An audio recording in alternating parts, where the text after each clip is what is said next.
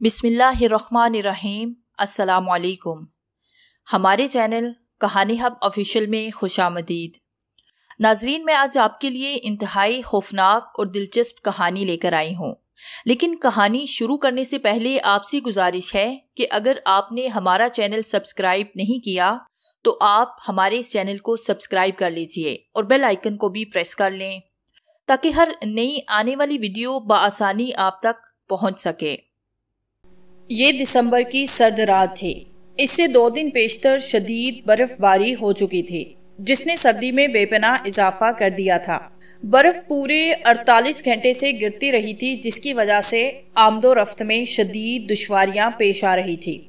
इस वक्त सूरज 5 बजे से बादलों में रोपोश हो चुका था और अब 8 बजने वाले थे। लेकिन मैं रोड को देखकर यूं महसूस कर रहा था कि जैसे रात के 2 बज चुके हों कि अचानक एक तंग गली से एक औरत नमूदार हुई और मेन रोड के फुटपाथ पे चलने लगी। और जब वो चौक पर पहुंची तो अचानक सामने से आती हुई गाड़ी के टायर चीहे गाड़ी उसे सिर्फ चंद कदम के फासले पे आके रुक गई। औरत की आंखें तेज लाइट की रोशनी से बंद हो गई थी और चेहरे पे खौफ के साए मुंडलाने लगे थे।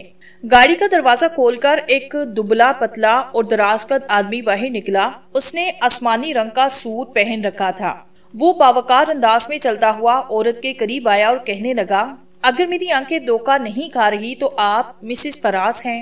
औरत की आंखों में भी शनासाई के आसार उभर आए। आपने मुझे पहचानने में कोई गलती नहीं की। डॉक्टर साहिब सुनाए, इस वक्त कहाँ घूम रहे हैं? मैं अपने ऑफिस से आ रहा हूँ। आपको सुनसान सड़क पे पैदल चलता देखकर सोचा शायद आपकी कोई मदद कर सकूं। मगर आप इतनी सर्द और खौफनाक रात में कहाँ घूम रही हैं? मैं अपनी खाला के पास एक जरूरी काम से आई थी। वहाँ देर हो गई और हमारी गाड़ी अब वर्कशॉप गई हुई है, जिसकी वजह से इस मुसीबत से दोचार होना पड़ा। मेरी गाड़ी में बैठिए, मैं आपको छोड़ आता हूँ। शुक्रिया डॉक्टर साहिब, मिसेस फराज ने गाड़ी में बैठते हुए कहा। मैं इसका तज़किरा इनसे जरूर करूंगी। वो सुनकर यकीनन खुश होंगे। इसमें शुक्रिया अदा करने की जरूरत नहीं, ये तो मेरा फर्ज है। फराज मेरे अच्छे दोस्तों में से एक है। उसकी बीवी को पैदल चलता हुआ देखकर मदद ना करूं तो ये हमारी दोस्ती की तौहीन होगी। फराज काफी दिनों से नजर नहीं आ रहा। कहाँ है आजकल? वो किसी सरकारी काम से बाहर गए हैं।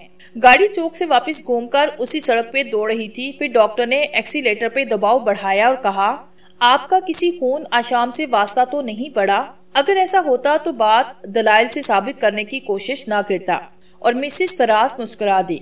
डॉक्टर कहने लगा, मेरी वालदा ने नफ्सियात पे चंद किताबें लिखी हैं। इस वक्त उनकी उम्र 100 साल के नजदीक है।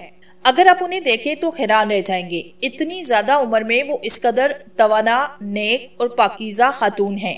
डॉक्टर साहिब, आपने अपनी वालिदा का इस अंदाज में तज़किरा करके मेरे दिल में फौरन मिलने का इश्तियाक पैदा कर दिया है। कब मिलाएंगे आप अपनी वालिदा से? जब आपको फुर्सत मिले मेरे साथ चलिए।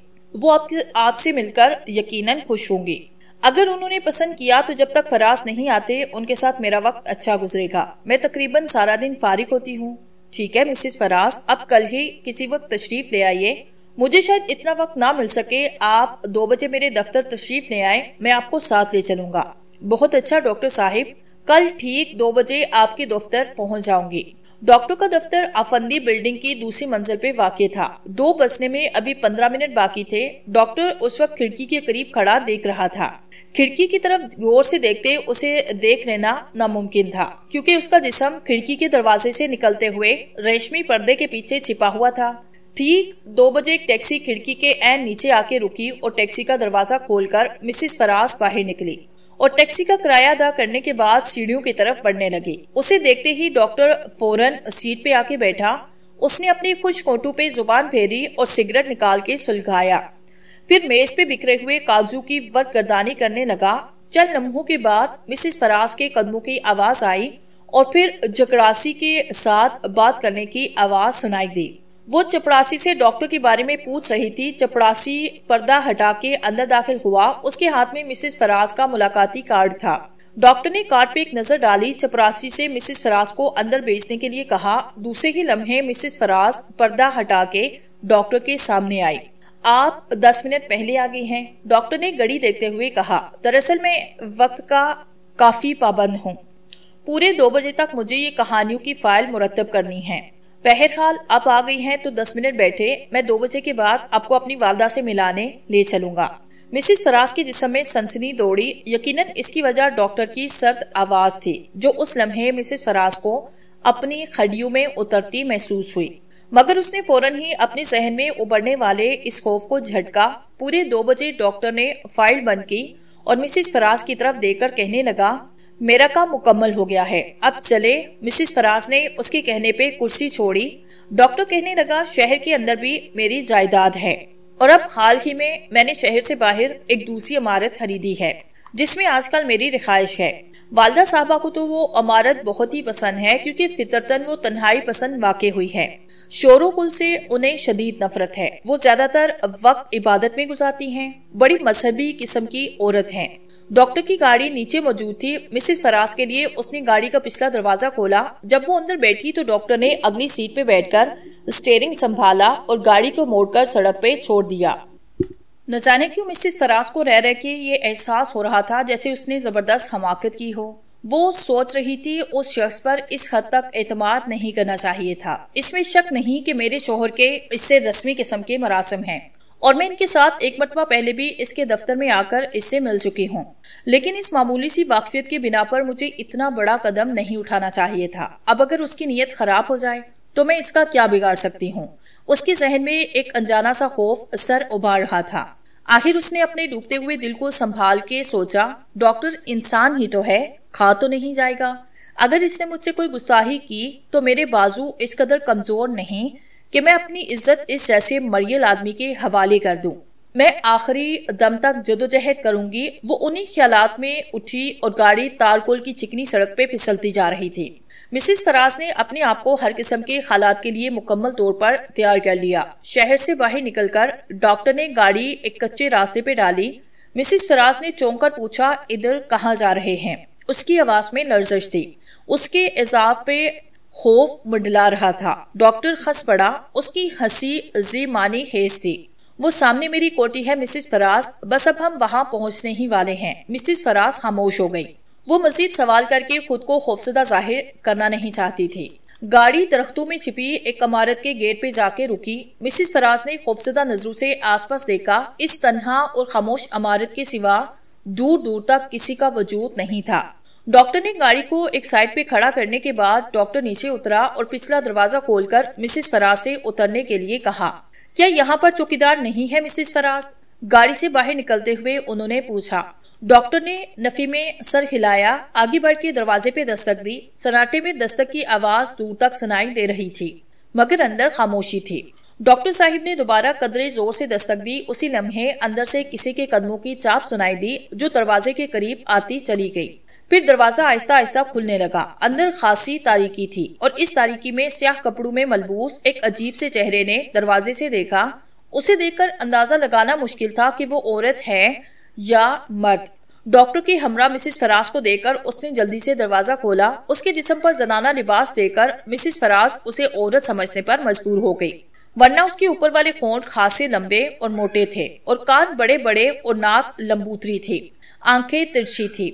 मिसिस फराज को देखकर उसकी आंखों में अजीब सी चमक पैदा हो गई। मिसिस फराज को उसके चेहरे पर गैर फितरीपन का एहसास हुआ। उसकी रीढ़ की हड्डी में सर्द लहर दौड़ गई।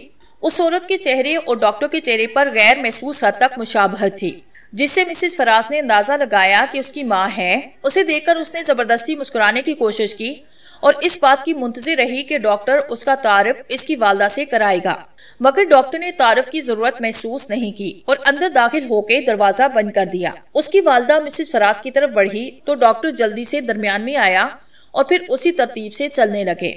इसी तरह चलते हुए वो राहदारियों से गुजरकर एक कमरे में दाखिल हो गई। मिसिस फराज को पूरी इमारत से वहशत हो रही थी, खासकर उस औरत से तो वो सख्त खौफजदा थी। उसका देखने का अंदाज इतना खौफनाक था कि मिसिस फराज को अपने वजूद में चींटियां सी चलती महसूस हो रही थी। ताहम उसने अभी तक खुद को संभाल रखा था और कोशिश कर रही थी कि उसकी किसी हरकत से बुज़दिली का इजहार ना हो, क्योंकि डॉक्टर एक मरतबा पहले भी ये कहकर उसे बुज़दिली का ताना दे चुका है कि आपका दिल बहुत कमजोर है। डॉक्टर की इस बात की उसने तरदीद कर दी थी कि अब वो खौफ का इजहार करके खुद को छोटा साबित नहीं करना चाहती थी। वरना हकीकत में वो इस वक्त को कोस रही थी जब डॉक्टर से उसकी मुलाकात हुई। वो दिल ही दिल में दुआ मांग रही थी कि खुदा आज खैरियत से घर पहुंचा दे, तो फिर किसी गैर शख्स पर इस कदर एतमाद करने की हमाकत कभी भी ना करूंगी। मगर अब दुआ कबूल होने का वक्त गुजर चुका था। ये लोग जैसे ही कमरे में पहुंचे, वो मनहूस औरत मिसेस फराज की तरफ इस अंदाज में झिपटी जैसे चील मुर्गी के बच्चे पर छिपती है। इससे पहले कि डॉक्टर मुदाखलत करता, उसके तेज पंजे मिसेस फराज की बाजू में उतर गए, तो डॉक्टर ने जल्दी से उसके सर के बाल पकड़ के उसे झटका दिया। फिर तो जैसे उस पे दीवानगी का दौरा पड़ गया। वो उछलकर उठी, दोबारा पूरी शिद्दत से मिसेस फराज पर झिपट पड़ी। इस मर्तबा उसकी शक्ल देखकर मिसेस फराज की चीख निकल गई, क्योंकि उसके चेहरे के नकूश खौफनाक हद तक बदल गए थे। कान खड़े हो गए थे, तिरछी आंखें इस कदर सुर्ख हो गई थी जैसे अंगारा।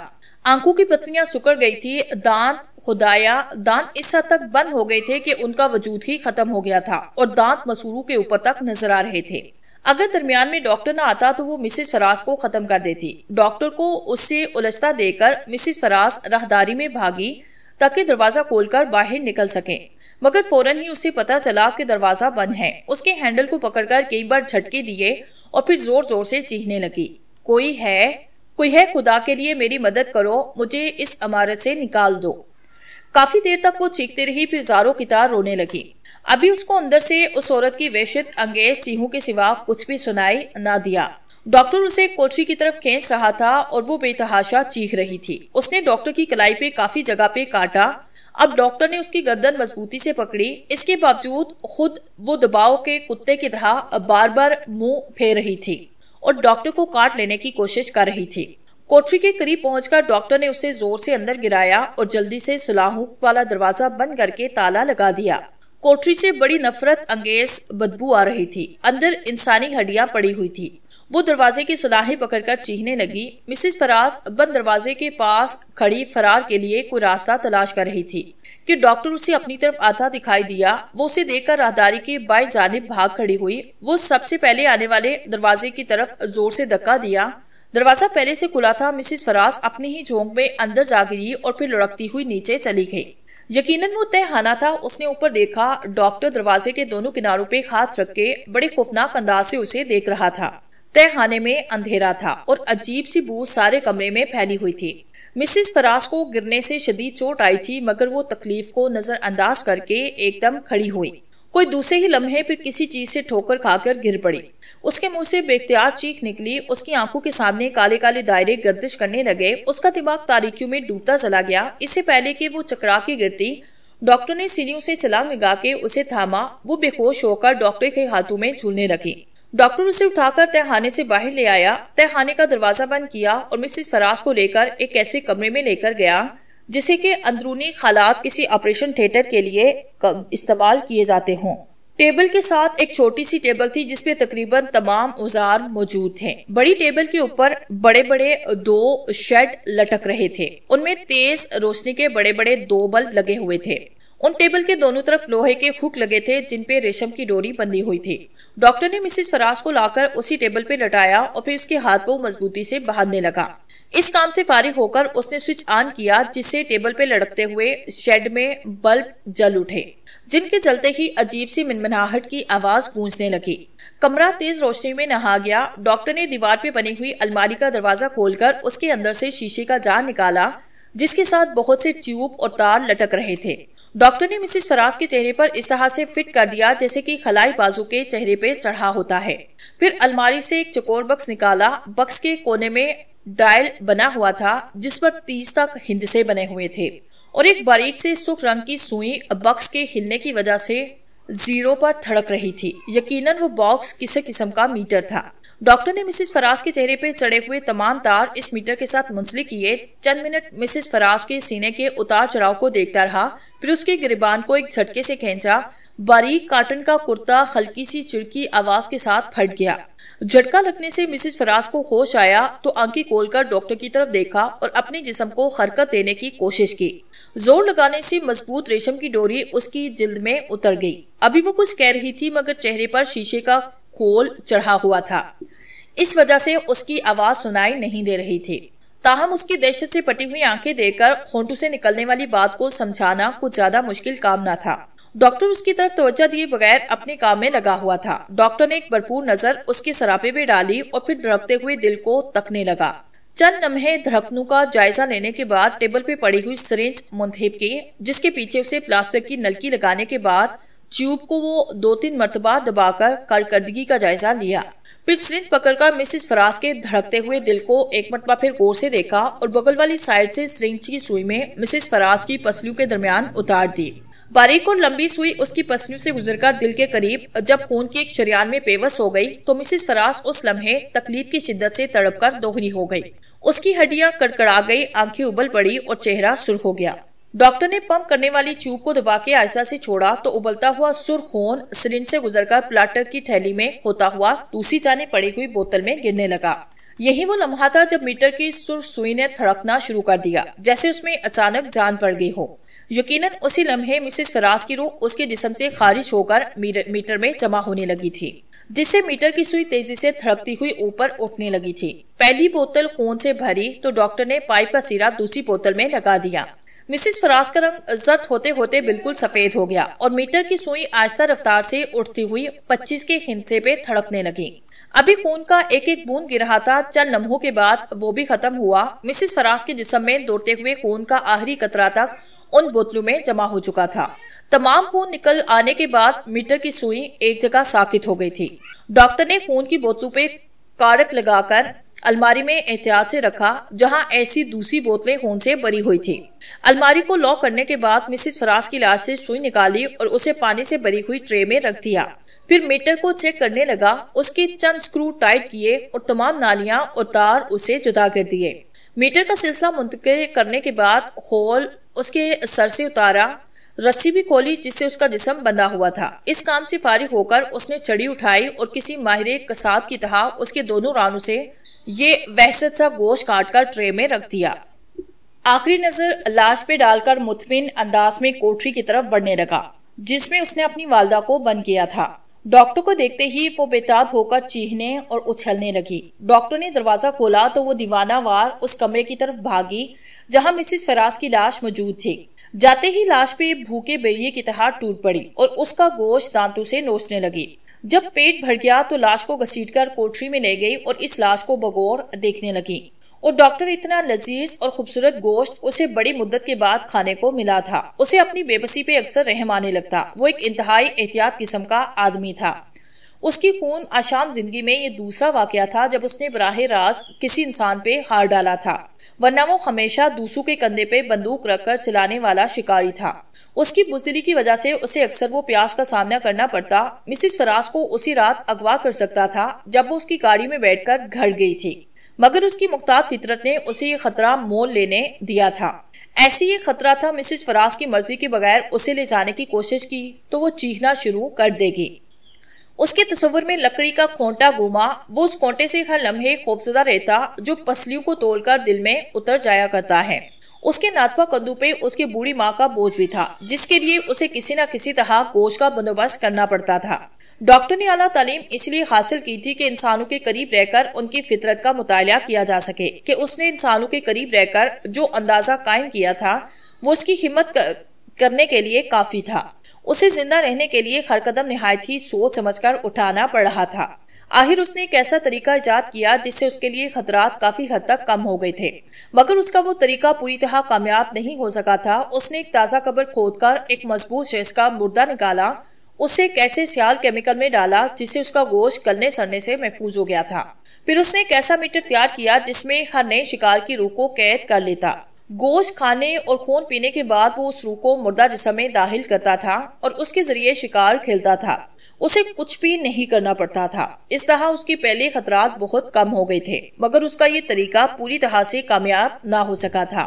रूह के साथ हर मरतबा तकरीबन एक खून की बोतल जिस्म में दाखिल करने के बाद वो जिंदा होता। उसके पकड़े जाने का खतरा हरगिज न था। जैसे ही वो खुद को खतरे में महसूस करता, सांस बंद कर लेता। उसके सांस बंद करते ही जिस्म पे धुआं बनकर फिजा में तहलील हो जाता और दोबारा मुर्दा हालत में उसी जार में जा गिरता जिसमें सियाल केमिकल भरा होता। उसके नाकाम वापस आने पर एक घंटी बज उठती, जिससे डॉक्टर को अंदाजा होता कि वो नाकाम वापस लौट आया है। ज्यादातर उसे नाकामी का ही सामना करना पड़ता, जिससे डॉक्टर की शदीद मेहनत के साथ एक बोतल खून भी जाया हो जाती। डॉक्टर के लिए उसकी हैसियत जुए के बराबर थी। अगर कामयाब हुआ तो वो बहुत ही खून हासिल होता और नाकाम हुआ तो एक बोतल जुए में जाया हो गई। जुए में वही लोग जीते हैं जो खुशकिस्मत हो। डॉक्टर बदकिस्मत था, लिहाजा वो हारता। उसके पास खून की मिकदार कम होती गई जिसे वो बड़ी एहतियात से इस्तेमाल करना चाहता था। वजह थी कि मिसेस फराज को अगवा करने के बाद उसे खुद रख लेना पड़ा था। बड़ी मिद्दत के बाद डॉक्टर को लजीज और खूबसूरत गोश्त नसीब हुआ था। क्यों ना होता ये डॉक्टर का अपना इंतखाब था। दूसरे के लिए लाए हुए जिस्म अक्सर गोश्त से खाली होते, खून भी बहुत कम निकलता था। डॉक्टर के ख्याल के मुताबिक किसी को करीबी हॉस्पिटल से उठा लेता था। इस वक्त उसके सामने मिसेस फराज के तने हुए गोश्त के भुने हुए तिक्के रखे थे। जग में सोडा खून भरा था जिससे गैस खारिज हो रही थी। वो बड़े मसरूर अंदाज में तिक्के खा रहा था और खून पी रहा था। दूसरी तरफ कोठी में बैठी हुई उसकी वालिदा किसी गहरी सोच में गुम थी। वो बड़ी देर से घुटनों में सर दिए आतिशदान के करीब बैठी कुछ सोच रही थी। आतिशदान में आग भड़क रही थी। उसकी हरारत से उसका चेहरा सुर्ख हो गया था। अब वक्त भी गुजरता चला जा रहा था। डॉक्टर के कमरे की रोशनियां गुल हो चुकी थी। वो सोने के लिए बिस्तर पर लेट चुका था। उसकी माँ कोठरी में टहलने लगी। वो बार बार हथेलियों को मार रही थी। उसके होंठ खुश्क थे और खलक में कांटे से पड़ गए थे। कोठरी का दरवाजा खुला था। तकरीबन 2 बजे के करीब जब उसे मुकम्मल यकीन हुआ कि डॉक्टर गहरी नींद सो गया है तो वो कोठरी से निकली और दबे पांव डॉक्टर के कमरे में दाखिल हो गई। उसने डॉक्टर की जेब से चाबी तलाश की मगर उसे नाकामी हुई। उसने डॉक्टर के सिरहाने देखा, चाबी वहां भी न थी। अचानक उसकी नजर टेबल के करीब रखे हुए मेज पर पड़ी और वो होंठों पे जुबान फेर कर रह गई। अभी 0 वाट के बल्ब की रोशनी में जग की तह में खून की थोड़ी सी मिकदार नजर आ गई थी। उसने जल्दी से जग उठाया, उसी तरह से होंठों से लगाया। 1 मिनट की भी देर हो गई तो डॉक्टर उसे छीन लेगा। खून 2 बूंद से ज्यादा न था। होंठों से अलहदा करने के बाद वो जग को उंगली से साफ करके उंगली चाटने लगी। जग को अच्छी तरह से साफ करने के बाद टेबल पे रखा और गिलास उठाकर उसे भी उंगली से खुरसने लगी। उसी वक्त शीशे का जग टेबल से नीचे गिरा और छनाके की आवाज से टूटकर फर्श पर बिखर गया। धमाके की आवाज पैदा होने से डॉक्टर की आंख खुली। उसने हाथ बढ़ाकर बिजली का स्विच ऑन किया और अपनी माँ को घूरने लगा। उसका दिल पूरी तरह से धड़क रहा था और चेहरे पे खौफ के साए फैल गए। वो चीहा। उसकी माँ रहम तलब नजरों से उसकी तरफ तकने लगी। वो उंगलियों पे लगा हुआ खून चाट रही थी। क्या बात है माँ, क्यों आई हो? डॉक्टर ने सख्ती से पूछा। सिर्फ चंद घूंट खून पिला दो, मेरा खलक खुश्क हो रहा है, जान निकल रही है। डॉक्टर की आंखों में हमदर्दी के असर पैदा हो गए। मुझे अफसोस है, मैं तुम्हारी प्यास नहीं बुझा सकता। बहादुरी की बेवकूफी ने हमें सख्त मफलूकुल हाल बना दिया है। मैंने जबरदस्त रिस्क लेकर अपनी कोशिश से ये खुराक पैदा की। तुम फिलहाल अभी गुजारा करो और पानी पीकर खलक को तय करने की कोशिश करो। जल्दी हम खुद कफील हो जाएंगे, फिर तुम जी भर के प्यास बुझा लेना। ऐसा वक्त मेरी मौत के बाद आएगा। मैं प्यास से मर रही हूँ। खुदा के लिए मुझे सिर्फ चंद घूंट दे दो। इस वक्त तो नामुमकिन है। मेरे पास खून का इतना जरहेज नहीं कि मैं तुम्हें शरीक कर सकूं। तुम्हें कल तक सब्र करना होगा। सुबह बुखारी को सख्त अजियत दूंगा, उसे मजबूर करूंगा कि वो अपना काम बेहतर तरीके से अंजाम दे। मैं 1 मिनट भी सब्र नहीं कर सकती। तुम देख नहीं रहे, मेरी जान निकल रही है। मैं सख्त तकलीफ में मुब्तला हूँ। मुझे अफसोस है कि मैं इस वक्त तुम्हारे लिए कुछ नहीं कर सकता। मेरे घर से निकल जाओ। और आखिरी अल्फाज इस्तेमाल करते हुए डॉक्टर का लहजा सख्त हो गया, जिसे महसूस करके उसकी माँ की आंखों में आंसू आए और वो रोने लगी। फिर अपनी कलाई पे जोर से काटा। उसके दांत अपने ही गोश्त में उतरे। वो अपना खून चूसती रही और रोती हुई अपनी कोठरी में चली गई। उसके बाहर निकल जाने के बाद डॉक्टर ने रोशनी गुल कर दी और मुसहरी पे दराज हो गया। सुबह सूरज तुलू होने से पहले ही वो बेदार हो गया। सबसे पहला काम उसने ये किया कि राहदारी के दाएं जानिब बने हुए तहाने में उतरकर उसकी बत्ती रोशन की और उस लाश को देखने लगा, जिसे देखकर मिसेस फराज की चीख निकल गई थी। लाश बरहना थी और शीशे के एक बड़े जार में पड़ी हुई थी, जिसमें किसी किस्म का गाढ़ा मादा भरा हुआ था। डॉक्टर ने लाश को बाहर निकालकर कंधे पे डाला और उसे रेकर तहखाने से बाहर निकल आया। उस पर केमिकल का गाढ़ा मादा चिपका हुआ था। गर्म पानी से गुसल देने के बाद उसकी जिल्द साफ की, जिस्म चमकदार निकल आया। गुसल करने के बाद डॉक्टर ने उसे दोबारा उठाया। इस मर्तबा उसका रुख ऑपरेशन थिएटर की तरफ था। चंद ही लम्हों के बाद एक लाश ऑपरेशन टेबल पर बंधी पड़ी थी। ऑपरेशन थिएटर के आतिशदानों में दोनों तरफ सिर्फ आग के शोले भड़क रहे थे, जिससे काफी गिरी पैदा हो गई थी। लाश की मौजूदा हालत बहुत मिसेस फराज से मिलती जुलती थी। डॉक्टर जोर जोर से लाश की मालिश करने लगा। 2 घंटे की शदीद मेहनत के बाद लाश ने हरारत जज़ब की और मीटर की सुई धीरे धीरे नीचे गिरने लगी। मिसेस फराज की रूह धीरे धीरे उस लाश में उतर रही थी और उसमें हल्का हल्का सा इर्तियाश पैदा होता जा रहा था। अब उसका सीना बाकायदा ऊपर नीचे हरकत कर रहा था, जिससे सांस की आमदोरफ्त का पता चलता था। जब मीटर सर पे पहुंचा तो डॉक्टर ने मेज से नलकियां और तार जुदा किए और होल भी उसके चेहरे से हटाया। अब टेबल पर लाश की जगह एक जिंदा इंसान था, जो आंखें खोलकर डॉक्टर की तरफ देख रहा था। चंद लम्हे उसकी आंखें हर किस्म के जज्बात से आरी रही। अचानक उनमें नफरत की चिंगारियां फूटने लगी तो डॉक्टर मुस्कुराने लगा। बुखारी, अभी तुम्हारी कोताहियों की वजह से हमें सख्त तकलीफ का सामना करना पड़ा और मैंने फैसला किया कि हमारी इस तकलीफ का तुम्हें भी हिस्सादार बनना चाहिए। डॉक्टर ने हाथ में पकड़ा हुआ नशिस्तर उसकी रान में पेवस कर दिया तो शिद्दत तकलीफ से वो चीहा, मगर उसके हाथ आजाद होते तो वो यकीनन डॉक्टर का गला घोंट देता, मगर वो बेबस था। डॉक्टर ने नशिस्तर निकालकर दोबारा दूसरी जगह गाड़ दिया तो वो जोर से चीहा और डॉक्टर उसकी चीहों से महफूज होता रहा। फिर वो डॉक्टर की मिन्नत समाजत पे उतर आया और आइंदा हुक्म अदवली की तकमील न करने का वादा करने लगा। तब जाकर डॉक्टर ने अपने जालमाना फेल बंद किया और डोरियों से उसके हाथ और टांगे आजाद कर दी। रानू के जख्म पर मरहम लगाकर पट्टी बांधी और नफीस सूट पहनाकर उसे हुक्म दिया कि वो शाम से पहले किसी सेहतमंद औरत को ले आए। अगर वो आज भी इस मिशन में नाकाम रहा तो फिर उसके जिस्म की एक एक बोटी अलग कर दी जाएगी। ठीक 12:35 पर बुखारी ने गाड़ी पार्क में खड़ी कर दी और मुतलाशी निगाहों से इधर उधर तकने लगा। पुलिस की मुस्तैदी और लोगों के मुहतात अंदाज ने उसे अभी तक कामयाब न होने दिया था। गोया उसकी इस काम के लिए अभी काफी वक्त था। सूरज गरूब होने में अभी 4 घंटे पड़े थे और उसे उम्मीद थी कि इन 4 घंटों में किसी न किसी औरत पर हाथ डालने में कामयाब हो जाएगा। डॉक्टर बुखारी से ये काम रात के वक्त भी ले सकता था, लेकिन वो जानता था कि रात में औरत घरों में बंद होकर बैठ जाती हैं, फिर उन्हें अगवा करना बहुत मुश्किल हो जाता है और ये मामूली सा काम बुखारी नहीं कर सकता था। इसलिए डॉक्टर ने आज उसे सजा दी थी, जिससे वो काफी चौकस हो गया था। गोया उसके पास अभी 4 घंटे थे, मगर वो कैसे बेफिक्र हो गया था और वो चाहता था कि जल्दी जल्दी किसी औरत को लेकर यहाँ से चला जाए और गाड़ी से निकलकर टहलने लगा। बुखारी की नजरें उस लड़की पे पड़ी जो बच्चा गाड़ी को धकेलती हुई एक सिमत ले जा रही थी। लड़की की उम्र 18 साल थी। जाकी हालत से वो किसी की मुलाजमा दिखाई देती थी। बुखारी जल्दी से गाड़ी में बैठकर उसका ताकुब करने लगा। वो शरीफ आदमी था। उसने अपनी जिंदगी में कभी कोई मुजरमाना हरकत नहीं की थी। बुखारी की ये हरकत वाज़ेह तौर पर नजर आती थी। वो उस लड़की के पीछे सिर्फ चंद गज के फासले से उसी रफ्तार से गाड़ी चला रहा था जिस रफ्तार से उसे लड़की चल रही थी। लड़की ने 2 मरतबा पीछे मुड़कर देखा और खौफजदा होकर रफ्तार तेज कर दी। बुखारी का ख्याल था कि सुनसान जगह पर मौका मिलते ही उसे उठाकर गाड़ी में डाल लूंगा, मगर लड़की जो उसके ताकुब से बदहास हो चुकी थी आगे जाने की बजाय किसी और रास्ते पे मुड़ गई।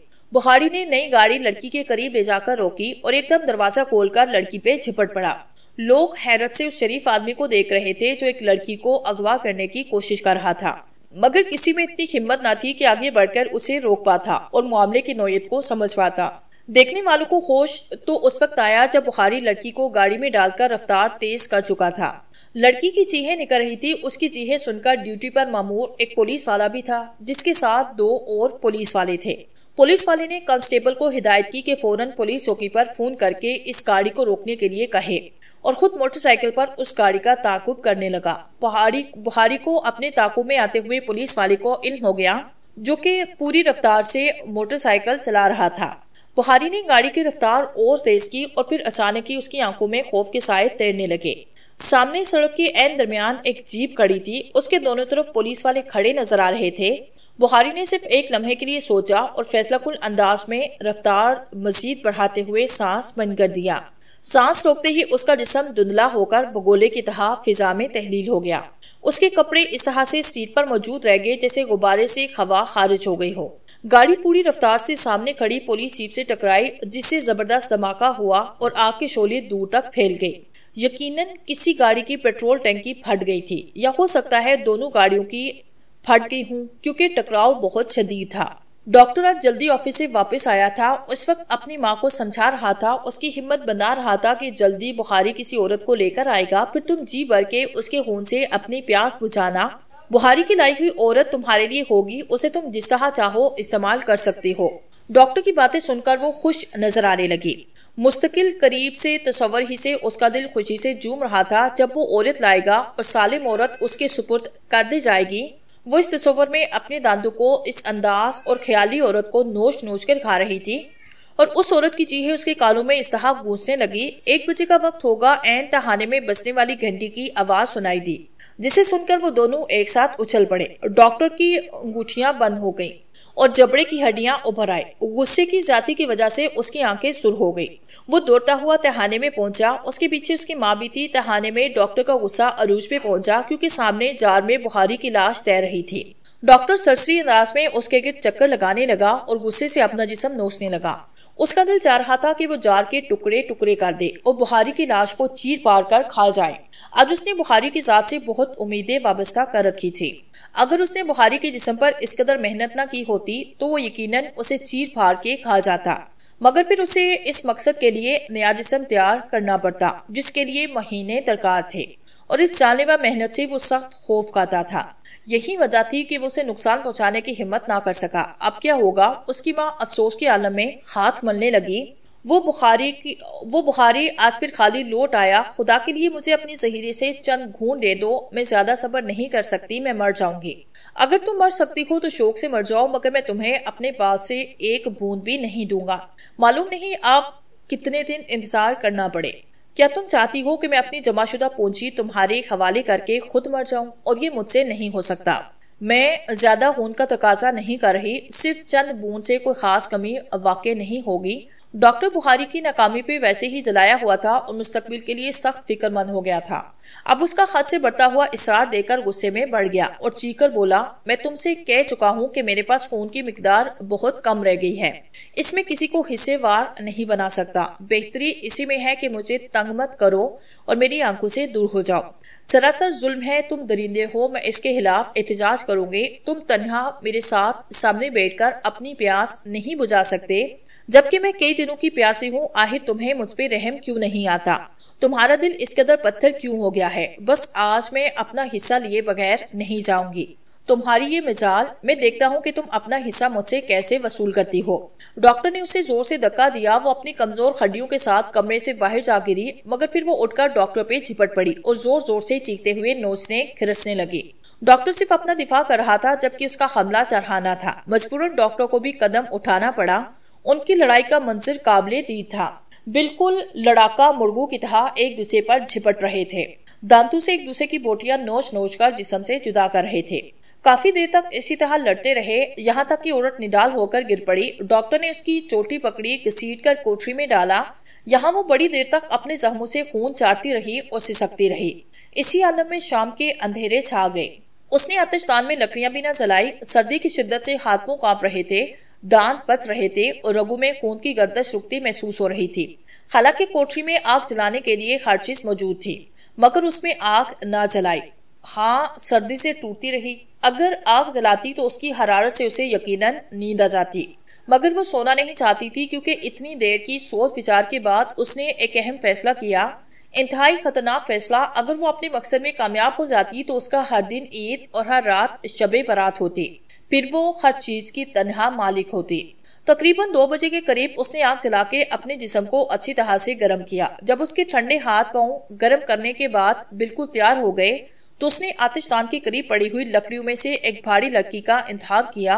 उसे हाथों में मजबूती से पकड़कर दबे कदमों चलती हुई खिड़की से बाहर आई। डॉक्टर अपने कमरे में बेखबर सो रहा था।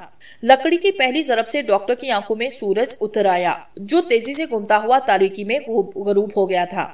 उसने एहतियातन एक और जरब लगाई। जब उसे अच्छी तरह से यकीन हुआ कि डॉक्टर अब हरकत करने के लायक नहीं रहा तो उसके जिस्म को घसीटकर ऑपरेशन थिएटर में ले गई। टेबल पे अच्छी तरह से कसने के बाद उसके चेहरे पे होल फिट किया। होल की तमाम नालियां और तारें मीटर के साथ ठीक जगह पे लगाने के बाद डॉक्टर के सीने में सिरिंज की सुई उतारी।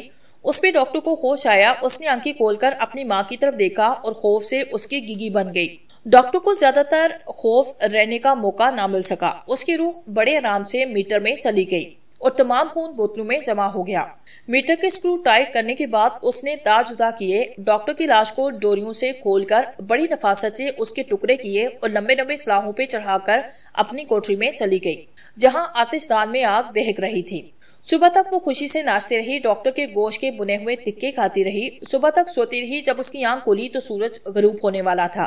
उसने उठकर बाकी मादा तीकू को खाया, खून के चंद घूंट पीकर बाहर निकली और अब वो अपने सोचे हुए मंसूबे के बाकी हिस्से पर अमल करना चाहती थी। उसने तहाने से बारी की लाश ऑपरेशन टेबल पर डाली और डॉक्टर की रूह उसमें उतार दी। जब वो जिंदा हुआ तो उसे हुक्म दिया कि वो उसके लिए खून का बंदोबस्त करे। गुज़िश्ता कोताहियों की सजा के तौर पर उसने बुखारी के जिस्म में 2-3 बार नशिस्तर गाड़ के निकाला। इस पर बुखारी की तकलीफ शिद्दत से चीखें निकलना बंद हो गई। खामोशी से वो अजियत बर्दाश्त करता गया, ताहम उसकी आंखों में गुस्सा और नफरत का समंदर तूफानी अंदाज में तड़पने लगा। जैसे ही उसने बुखारी के हाथ खोले, बुखारी का हाथ सिरका और बिजली की चमकी और औरत की तवील चीहों से पूरी इमारत लरसने लगी। बुखारी के हाथ में पकड़ा हुआ लंबा और मोटा नशिस्तर पूरी तेजी से बार बार उसके जिस्म में दाखिल होकर बाहर निकल रहा था। यकीनन बदनसीब औरत को मालूम नहीं था कि बुखारी के जहन पर कब्जा सिर्फ डॉक्टर का था, वरना बुखारी आज का काम बहुत पहले अंजाम दे चुका होता। बुखारी ने नशिस्तर मार मार कर औरत का काम तमाम जिस्म चलने कर डाला। जब उसे यकीन हुआ कि बूढ़ी औरत का नापाक जिस्म रूह से खाली हो गया है तो उसने एक लंबा तवील सांस लिया, फिर तहाने में जाकर जार के टुकड़े किए और बड़ी आजादी से सांस बंद करके रूह को अपने जिस्म से खारिज कर दिया।